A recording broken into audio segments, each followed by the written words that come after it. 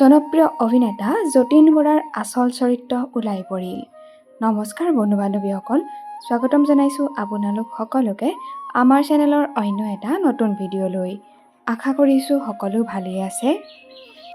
অসমৰ চিনেমা জগতৰ এগৰাকী জনপ্ৰিয় অভিনেতা হৈছে যতীন বৰা। হিয়া দিয়া নিয়াৰ পৰা আৰম্ভ কৰি বহুকেইখন অসমীয়া চিনেমাত অভিনয় কৰি অভিনেতা যতীন বৰাই ৰাইজৰ পৰা মৰম বুটলিবলৈ সক্ষম হৈছে। বৰ্তমান চৰ্চাৰ কেন্দ্ৰবিন্দু হৈ পৰিছে অভিনেতা যতীন বৰা ৰাজনীতিৰ যোগদানক লৈ।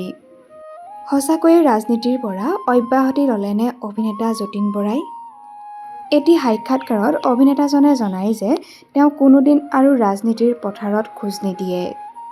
লগতে তেওঁ কয় যে ৰাইজৰ ওচৰত তেওঁ অভিনেতা যতীন বৰা হৈয়ে থাকিব। ৰাইজে যিহেতু তেওঁক অভিনেতা হিচাপেই চিনি পায়, গতিকে তেওঁ ৰাইজৰ মৰম পাবৰ বাবে অভিনেতা যতীন বৰা হৈয়ে চিৰজীৱন কটাব। এক্টিভ সক্ৰিয় ৰাজনীতিৰ পৰা মই এতিয়া বহুত দূৰত, কিন্তু মই অনুভৱ কৰিলোঁ যে এই বস্তুটো মোৰ নহয় আচলতে। আৰু সেই সময়ছোৱাত মোৰ জীৱনৰ দুখ,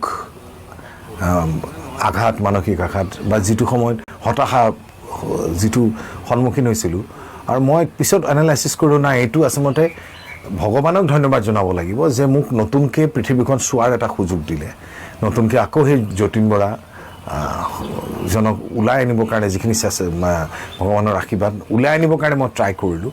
মই নিজকে এটাই জানো যে আজি যে এনেকৈ বহি কথা পাতি আছোঁ, অভিনেতা যতীন বৰাজনক মই আৰু দুগুণ উৎসাহেৰে তাক আগুৱাই লৈ যাব লাগিব। অসমৰ দৰ্শকৰ কাৰণে মই যতীন বৰা, অভিনেতা যতীন বৰা, অভিনেতা পৰিচালক, প্ৰডিউচাৰ সকলোতো অসমৰ ৰাইজৰ মৰম আৰু আশীৰ্বাদৰ কাৰণে সম্ভৱ হৈ উঠিছে। আৰু মই ভাবোঁ যতীন বৰা যাক অভিনয় চাই দৰ্শকে মৰম কৰে, মই কনচেনট্ৰেট কৰিম অকল ভাল চিনেমা দিবৰ কাৰণে, ভাল অভিনয় ৰাইজক দেখুৱাবৰ কাৰণে, প্ৰডাকশ্যন ভাল কৰিবৰ কাৰণে। এতিয়া কণ্টিনিউ মই সেই লাইনতে থাকি মই নিজকে চিনাকি দি ভাল পাম যে অভিনেতা যতীন বৰা, প্ৰযোজক যতীন বৰা, ডাইৰেক্টৰ যতীন বৰা আৰু অসমৰ ৰাইজৰ মৰমৰ অভিনেতা যতীন বৰা।